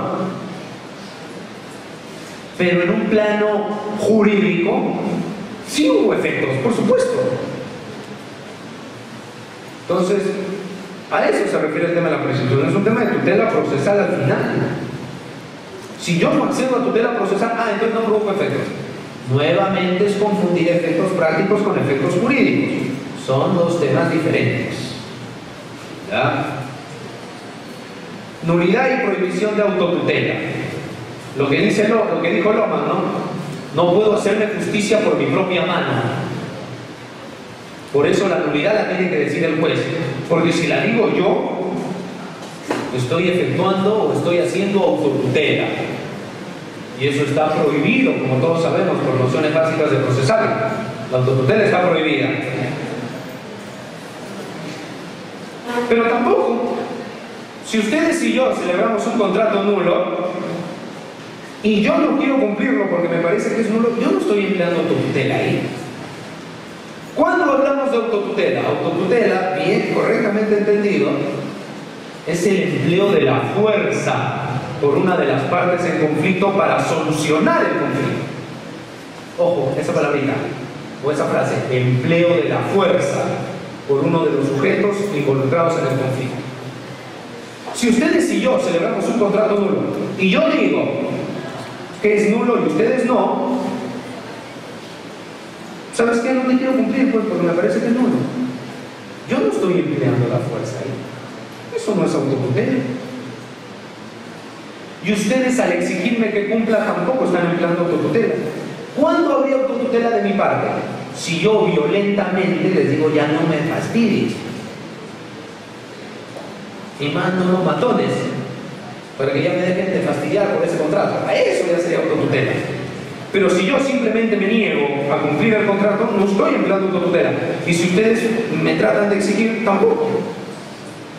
Es más, incluso podríamos decir lo contrario, lo inverso. Si yo digo que es nulo, va a ser nulo hasta que el juez diga que lo contrario, que es válido, por el tema de la autotutela. Repito, si celebramos un contrato y yo digo que es nulo, pues podemos decir que va a ser nulo hasta que el juez lo diga, porque si no estamos empleando autotutela. Entonces no funciona así. El argumento que dice, el juez tiene que intervenir necesariamente en la nulidad. No puede haber nulidad sin decisión judicial. ¿Por qué? Porque uno no puede hacerse justicia por su propia mano. Ese no es un argumento suficiente. Ese no es un argumento suficiente. Insisto, autotutela es emplear la violencia. O sea, no tiene que ver nada con el hecho de que produzca o no efectos. Nuevamente se está confundiendo efectos de la vida real con efectos jurídicos. Siguiente, por favor. Ahora, no se asusten también pequeño, ya estamos terminando. Les decía que muchas veces se dice que cuando se ejecuta el acto nulo, ahí están los efectos, porque puedo pedir la restitución. Pero hay un autor italiano, Rodolfo Sacco, que nos hace una precisión que voy a mencionarles. Dice: ha sido la doctrina francesa la que ha invocado la prohibición de autotutela, ¿no? Lo que estábamos conversando hace un rato, para sostener que siempre se requiere el pronunciamiento judicial en nulidad de acto jurídico. No obstante, ¿no?, como dice Sacco, esta es una precisión que se hace a propósito de la restitución, no con un carácter general, de tal modo que si se ha ejecutado el negocio nulo, ninguna de las partes por sí misma puede usar la fuerza y lograr la restitución.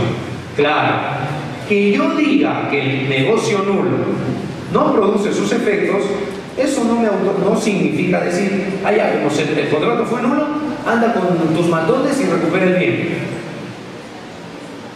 No, eso sí está prohibido, eso sí es autotutela. Pero nuevamente insisto, eso es un tema práctico. A nivel legal, si el contrato de compra-venta fue nulo, el vendedor toda la vida es propietario y sigue siendo propietario. Es un tema, insisto, a nivel de efectos jurídicos, no de efectos prácticos. Entonces, si está prohibida la autotutela, lo que está prohibido ¿qué es? Que ese propietario trate de recuperar la posesión por su propia cuenta. Eso sí está prohibido. Pero eso no significa que el vendedor dejó de ser propietario. Siempre lo fue. Siempre lo fue.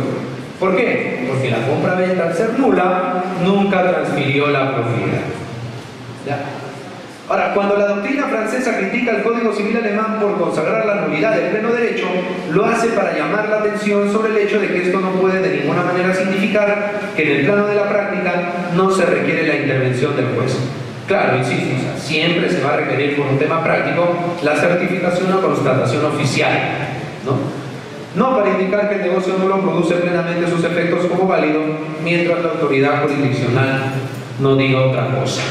Lo que ocurre, señores, en conclusión aquí, es que para los franceses, si ellos dicen que el juez siempre tiene que intervenir, con eso no están diciendo que el acto nulo produce sus efectos normales, mientras que el juez no diga lo contrario, no. Simplemente señalan que por un tema práctico, muchas veces el juez, o casi siempre, el juez va a tener que intervenir. Pero insisto, eso no significa negar que nace muerta. Siguiente, por favor. Y aquí hay un punto con el que voy a terminar esta exposición. Los actos y negocios jurídicos tienen dos clases de efectos: negociales y no negociales. Los efectos negociales, a diferencia está explicada por ejemplo un autor alemán, Werner Flume, y un autor peruano como Aníbal Torres, ambos reconocen esa diferencia. O sea, no es algo estrictamente conceptual o de doctrina foránea, no. Se maneja tanto en el extranjero como en el Perú. No un texto tan conocido como el de Aníbal Torres, de acto jurídico. Los efectos negociales son aquellos efectos que, ambos, los efectos negociales y no negociales, dependen de la ley, derivan de la ley. Pero ¿qué pasa con el efecto negocial? Se nutre, vamos a decirlo así, se alimenta de la voluntad de las partes. En tanto que los efectos no negociales no toman en cuenta la voluntad de las partes. Ejemplo, si yo celebro un contrato anulable con ustedes, una compra-venta anulable, la transferencia de la propiedad se da no porque la ley lo diga, sino porque nosotros lo hemos pactado.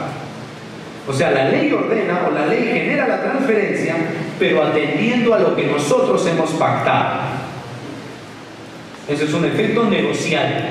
Se da porque la ley considera la voluntad de las partes para establecer el efecto. En la compra-venta anulable, ¿cuál sería el efecto no negociable? El derecho que tiene el afectado de pedir la anulación.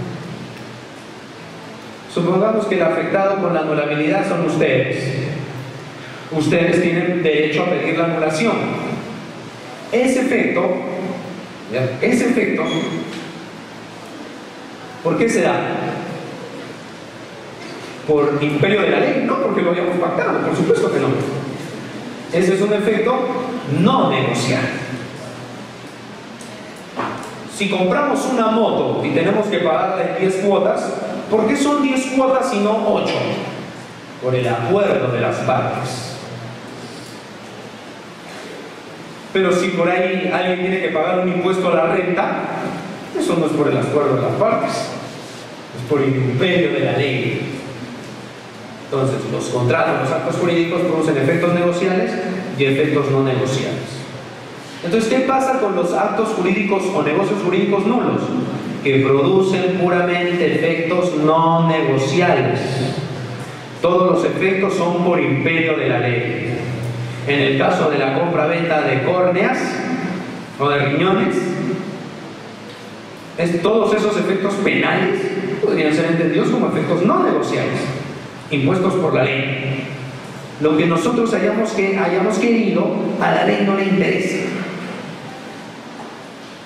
Para terminar, cuando el profesor Juan Espinosa dice, en su libro, ¿no?, voy a demostrar que los actos jurídicos nulos nacen vivitos y coleando. Ejemplo. Supongamos, bueno, aquí voy a alterar un poco el ejemplo del profesor Espinosa, ¿ya? Pero es igual, un ejemplo de simulación absoluta. Supongamos que un empresario pues ya está hasta el cuello con las deudas y tiene muchos bienes, tiene un gran patrimonio. Supongamos que tiene un terreno fértil de unas 100 hectáreas y ya los acreedores le han puesto el ojo a este terreno.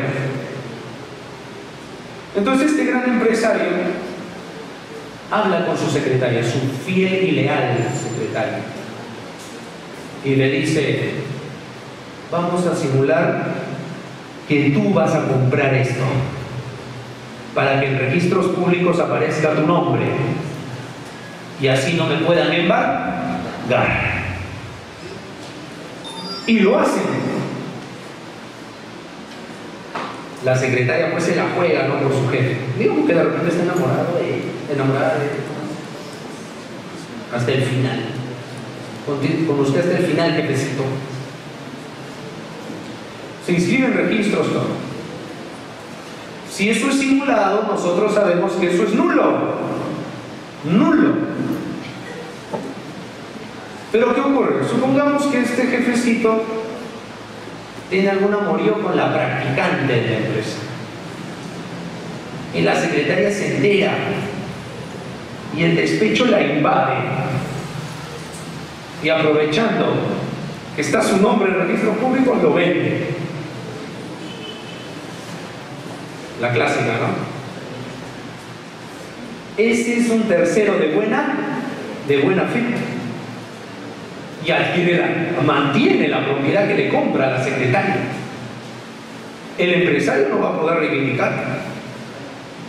Entonces el profesor Espinosa dice, ahí está pues el efecto del nulo.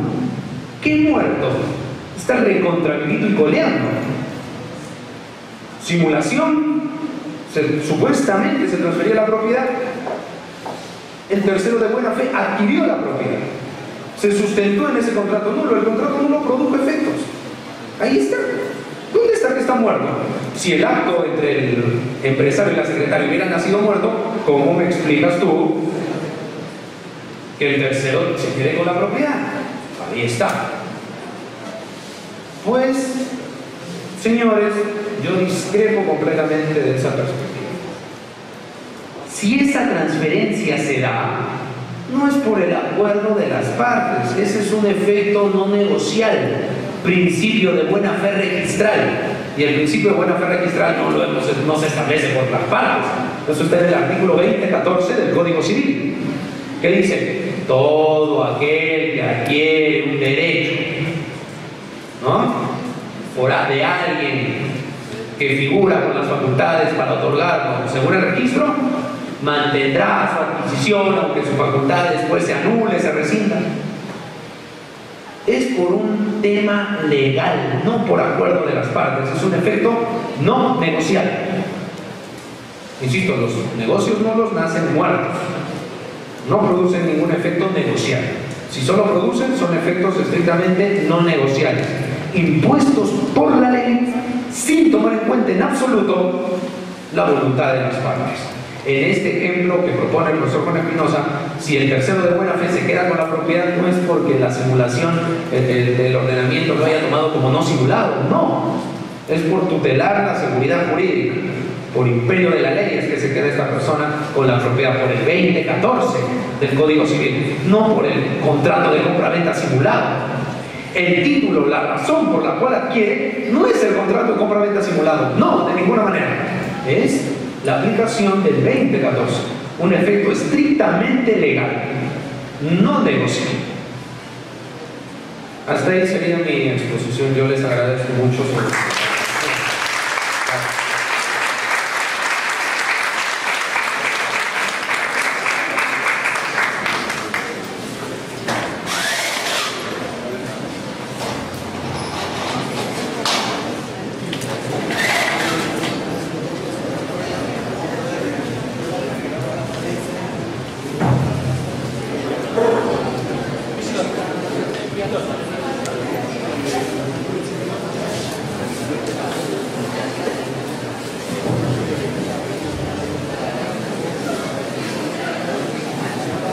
Felicitamos al doctor Fornina Córdoba por su excelente participación. Asimismo, pido se le brinde nuevamente un fuerte aplauso.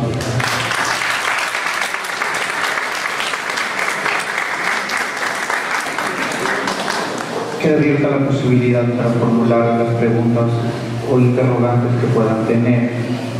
De lo contrario, pasaremos a lo siguiente.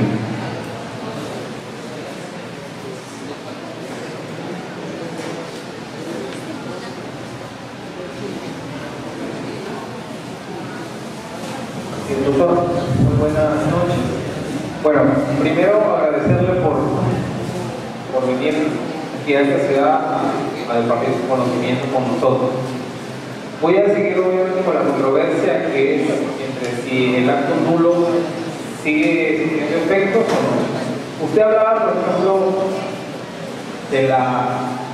de un contrato de compra-venta, de una donación de órganos, por ejemplo. Pero si sabemos nosotros que el acto jurídico son todos aquellos actos o negocios, obviamente, pero que van a nacer porque la ley lo ha establecido. Entonces, esta compra-venta, que bueno, le podemos poner nombre compra-venta de órganos, no existe para la legislación. O sea, es un hecho, digamos, pongámosle cualquier otro nombre, personal. Otro ejemplo sería de un acto que ha nacido nulo, pero surte efectos, por ejemplo, por ignorancia, dos personas celebran una donación de un bien inmueble, pero lamentablemente lo hacen en una minuta simple, dejando de lado la observancia que es bajo de cultura pública. Se celebra el contrato, se adquiere el bien inmueble y el señor se mantiene como propietario legalmente. Ese acto es nulo, pero sigue surtiendo efectos. En cambio, un contrato de compra-venta de órganos no existe para la legislación. Entonces, eso no es un acto jurídico. Bueno, ya llamémoslo para mí un hecho personal, ¿no? Bueno, esa es mi duda. Bueno, gracias por tus palabras y gracias por la pregunta. Bueno, para empezar, vamos a llamarlo así, como dices tú, compra-venta de órganos y una donación de inmueble que no respeta la formalidad. Para empezar, ambos son hechos jurídicos. Que una compra-venta de órganos no exista, bueno, mencioné que era un delito, es un delito, o sea, tiene sus efectos jurídicos. ambos calzan con las causales del 219 Código Civil, pues podría decirse que sí. Un caso es fin ilícito y en otro caso falta de la formalidad establecida por ley, ¿no? Entonces, en ambos casos hay efectos, pueden haber efectos no negociables, repito, ¿no? Si se ejecuta, por ejemplo, la donación y el donante dice, uy, esto es nulo, yo lo recupero, ven para acá. No lo puede hacer, no puede él recuperar la posesión por su propia cuenta, ¿no? Entonces ahí hay unos efectos ahí, pero son efectos, insisto, estrictamente derivados de la ley. Ahora, el caso de la donación de órganos, lo que yo diría más, en tu opinión, me parece, es si ya es otro tema relativo a la nulidad, si es manifiesto o no. Hay la nulidad manifiesta, que es otro gran tema de la nulidad del acto jurídico, que está en el 220 del Código Civil, dice que el juez de oficio puede declarar la nulidad sin que nadie se lo pida, si es que esto es manifiesto, evidente. De repente podríamos decir, doctor, que en el ejemplo que tú pones, en el primero, que lo mencioné yo también, de la compra-venta de órganos, es una nulidad, ¿sí? Manifiesta, de repente, más manifiesto, más evidente que en el segundo caso, que mencionan, por un tema de error o ignorancia, no resulta tan evidente para las partes, ¿no? Pero en mi opinión, ambos casos calzan perfectamente con diferentes incisos del 219 y en consecuencia se les aplicaría el discurso que hemos planteado, ¿no? Habría una diferencia de repente en el carácter manifiesto, ¿no? En el carácter manifiesto, es lo que tú, digamos, podría decir.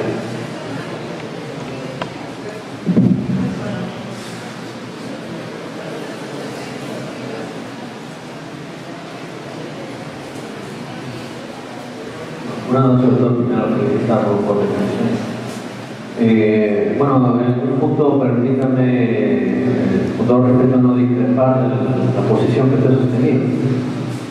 ¿Por qué? Porque primero le dejo unos ejemplos, ¿no? Claro, lo que pasa con los actos inscribibles.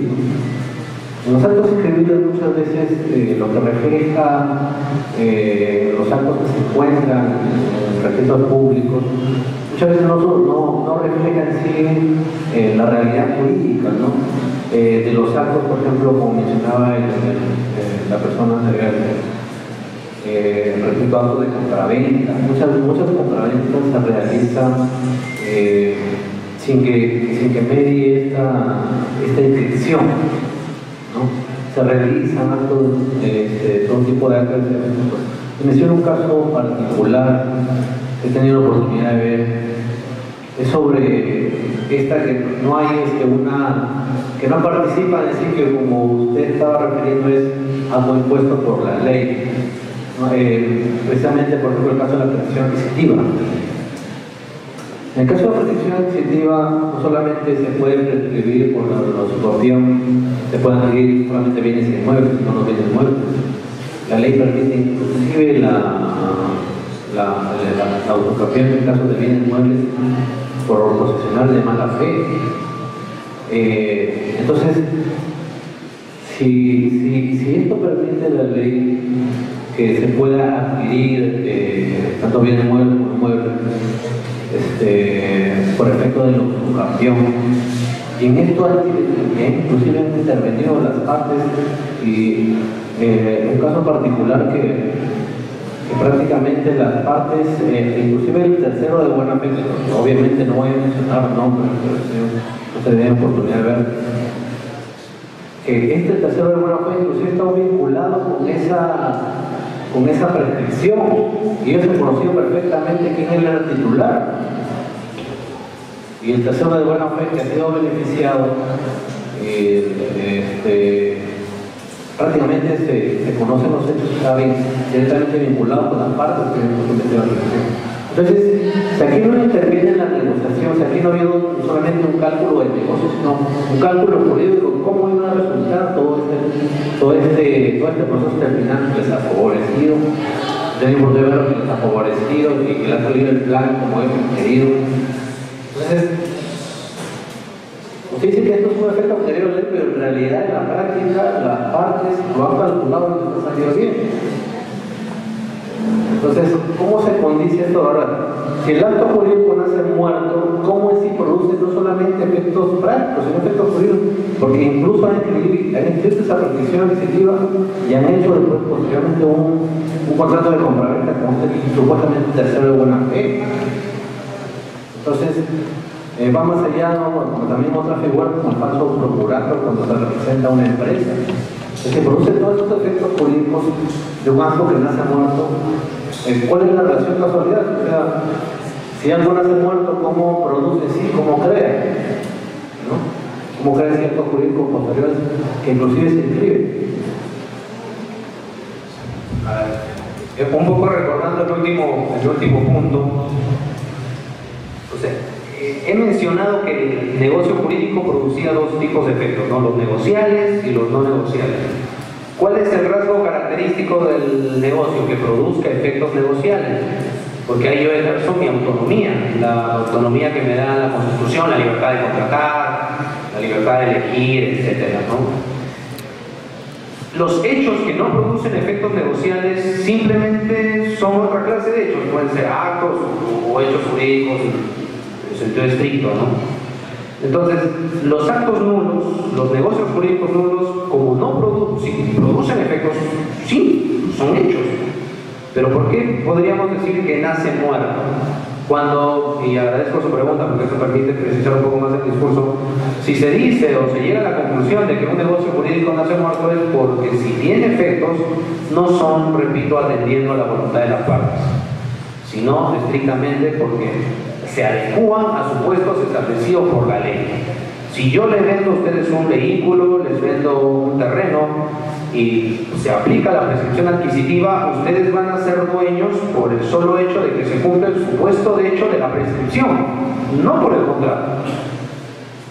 Ahora, ¿el contrato sirvió como un tema práctico? Sí, no lo voy a negar, no lo voy a negar. ¿Que pudo haber tenido un efecto? Sí, pero a lo que voy es que si nosotros decimos que el negocio nulo tiene que ser respetado hasta que el juez diga lo contrario, bueno, eso va a tener pues también una eficacia, ¿no?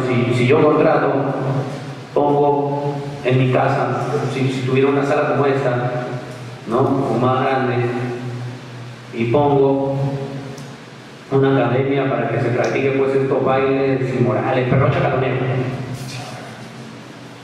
frente a un jardín de niños, todo lo que yo haga en ese momento va a ser válido. Y si después, evidentemente hay un tema de nulidad por contrariedad a las buenas costumbres, pero mientras el juez no emita su sentencia en sede definitiva, todo lo que yo haga hasta ese momento está bien, y no me pueden decir nada. Ya recién a partir de que el juez saque su sentencia, bueno, ahí tendré que cerrar, Entonces no me parece en todo caso ese enfoque más coherente. Preferiría yo entenderlo en el sentido tradicional, pero dejando en claro que primero, ¿no? Que una cosa son los efectos prácticos, los efectos jurídicos, y segundo, que cuando decimos que el negocio nace muerto es como negocio. ¿Por qué? Porque las reglas, los acuerdos puntuales específicos que las partes han establecido con su querer, con su voluntad, la ley no va tanto a mirar eso para establecer los efectos, sino va a tener en consideración otra cosa, ¿no? Como en el supuesto de la prescripción, ¿no? Si yo vendo un vehículo o vendo cualquier bien mueble y hay un tema de mala fe, ¿no? Si se va a quedar con el bien mueble, si hubiera efecto realmente, sería propietario desde el comienzo, desde la celebración del contrato, pero no, hay que esperar el plazo de prescripción. Eso es justamente porque el acto jurídico como tal no produjo los efectos normales. No es un negocio porque, repito, lo que las partes han pactado, la ley no lo considera tal. Va a considerar otras cosas. En este caso, ¿qué va a considerar? La transferencia de la posesión, ha ejercido la posesión según las reglas de la prescripción y por eso va a adquirir la propiedad. Pero no porque las partes dijeron en una cláusula, por medio del presente contrato, el vendedor transfiere la propiedad. No, eso a la ley, aquí se va a transferir la propiedad por otras cosas, ¿no? Entonces, cuando se dice, ¿no? Y esto es la precisión, que gracias a la pregunta del señor puedo precisar, cuando se dice que un acto, negocio jurídico nace muerto es porque produce solo efectos no negociables. no, efectos predeterminados completamente por la ley, sin tomar en cuenta lo que las partes han querido. Repito, ¿cómo podrían producirse los efectos en función de lo que las partes han querido si lo que las partes han querido viola la ley, ¿no? Entonces, justamente la ley dice, tú me has transgredido, tú me has violado, entonces voy a tomar en cuenta lo que tú has hecho, pero desde otra perspectiva, no de la tuya, porque lo que tu perspectiva violenta mis preceptos, violenta mis directrices, ¿no? Eso es lo que, digamos, podría mencionar, ¿no? Destacando, como muy bien lo ha hecho usted, que si se habla de muerte, es una muerte en un sentido muy preciso, ¿no? De que no hay efectos negociables. En el ejemplo del profesor Juan Espinosa, que he propuesto, si se queda con el bien, es ¿por qué? Porque hay un efecto no negociable establecido por el 2014, no por el contrato simulado, digamos. Una última pregunta.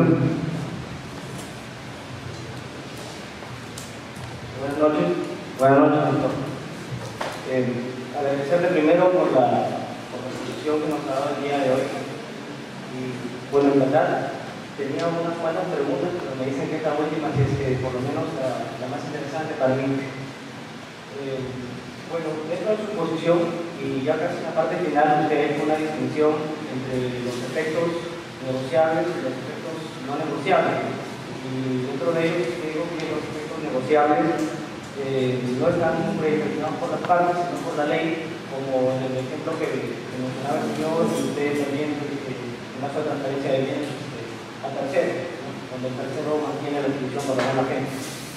Pero también he recordado que el doctor Juan Espinosa, en su libro Acto Jurídico Negocial, da otro ejemplo, después en la presentación inicial del libro, ¿no? De por qué los contratos nulos sí nacen vivos y coleales. Y es ahí donde realmente tengo mi duda y quisiera que usted me la pudiera aclarar. Le comento, en un contrato, bueno, se podría llamar contrato de vientres de alquiler o maternidad subrogada. Estos contratos se basan en el hecho de que una mujer que tal vez no puede gestar, no puede ser en el caso específico, no puede gestar, contrata digamos, el vientre de otra mujer para que geste al hijo que ella no puede tener, ¿no? Entonces el profesor Juan Espinosa dice lo siguiente: ¿qué pasa si esta mujer que lleva en su vientre un hijo que en realidad genéticamente es de otra persona, ¿no? Lo gesta, finalmente da luz y le entrega, ¿no? Le entrega la madre. Entonces, si es que nadie impugna, digamos, esa maternidad, finalmente este contrato nulo habría producido sus efectos. Y aquí quiero incidir. Usted mencionó en la parte final de su posición que los efectos no negociables no los determinaban las partes, sino la ley. Pero en el Perú, la maternidad se determina por el padre. Es decir, en un contrato de vientres de alquiler, a pesar de que esta persona genéticamente no sea la madre de ese hijo que ha tenido gestante 9 meses, realmente la maternidad la determinaría el padre. A pesar de que no es genéticamente la madre, la maternidad la determinaría el padre.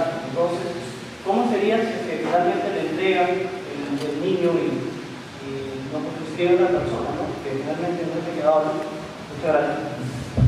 Gracias, doctor, por la pregunta. A ver, primero una aclaración, lo que mencionaste. El año 2012, me parece, la Corte Suprema trató por primera vez el asunto del vientre de alquiler.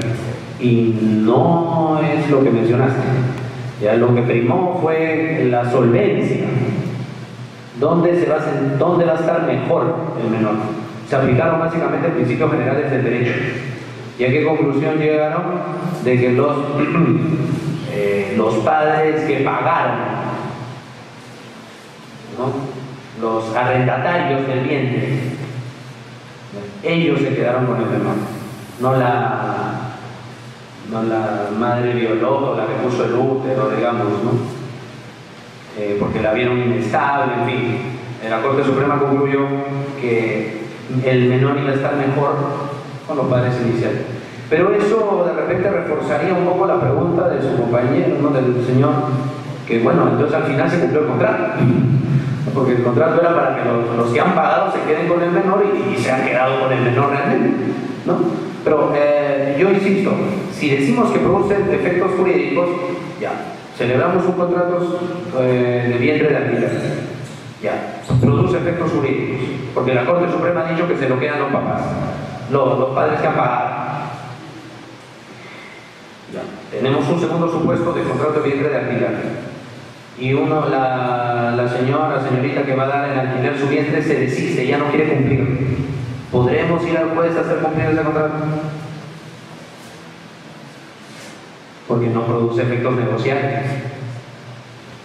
Ahora, si las partes lo ejecutaron, es la ejecución misma, no el acuerdo. Y el acuerdo es el negocio jurídico, ¿verdad? Eso no va a producir efectos. Eso es justo cuando les distribuyen las diapositivas, ese es el énfasis que hace Rodolfo Sacco, ¿no? Una cosa es el acuerdo y otra cosa es su ejecución. La ejecución es un hecho distinto. Esa ejecución es la que produce una serie de efectos no negociables, ¿no? Entonces, esa sería mi respuesta, ¿no? Insisto, para mí el vientre de alquiler es un contrato nulo, nació muerto, y la prueba sería de que si se celebra y una de las partes no quiere cumplirlo, no es exigible. Y en el otro supuesto, de que se llega a la conclusión de que los padres que pagan se lo quedan, es por el hecho de la ejecución, no por el acuerdo. Si el acuerdo para la ley no cuenta. La Corte Suprema le da a los padres que pagaron al menor, no por el acuerdo, sino por una serie de temas legales relativos a los principios generales del derecho. Si a los arrendatarios se les da, si se me permite esa expresión, ¿no? Si a los arrendatarios se les da el menor, no es por el acuerdo, es por principios generales del derecho y los acontecimientos que sucedieron en sede de ejecución. Esa sería mi respuesta, doctor.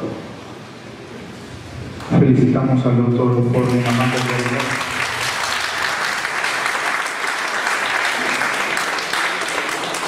Invitamos a nuestro decano, el doctor Víctor Anacleto, para la entrega del presente, así mismo un diploma de reconocimiento. Doctor Forni Namanco, Colegio de Abogados, entrega este diploma de reconocimiento por su participación como ponente en sus conferencias,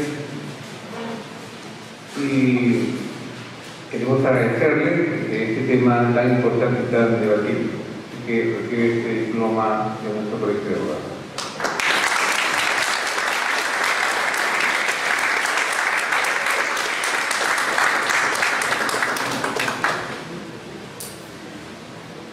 Luego, reciba también este presente como un recuerdo, y sé que este año también dará muchas conferencias, y reciba este regalo que lo va a usar diariamente. Muchísimas gracias. Invitarlos a que queremos su presencia, seguir participando en los bienes jurídicos, y el día de mañana continuamos con el diplomado de República. Muchísimas gracias.